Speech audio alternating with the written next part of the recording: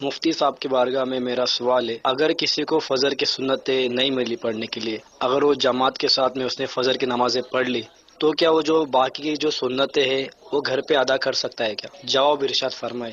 فجر کی سنتیں نہیں پڑھ سکے، جماعت ہو گئی، جماعت کے ساتھ فجر کی نماز پڑھ لی، تو کیا بعد میں پڑھنا ضروری ہے؟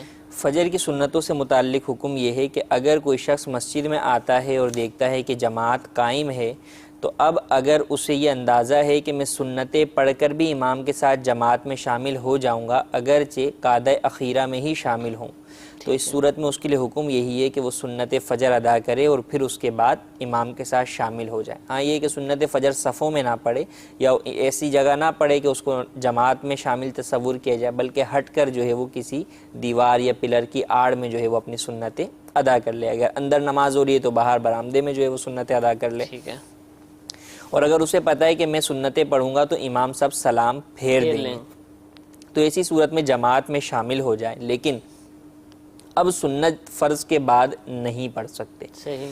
اب اگر سنت پڑھنا چاہے تو جب سورج طلوع ہو جائے اور اس کے بعد 20 منٹ کا جو مکروہ وقت ہے وہ ختم ہو جائے، صحیح۔ پھر اس کے بعد جو ہے وہ سنتیں یہ فجر کی پڑھ سکتا ہے، اور وہ بھی آج جو ہے وہ ظہوہ کبریٰ سے پہلے جو مکروہ وقت ہے اس سے پہلے پڑھ سکتا ہے۔ اگر پھر نہ پڑھی تو اب اس کے بعد مزید اس کی قضا نہیں ہو سکتی۔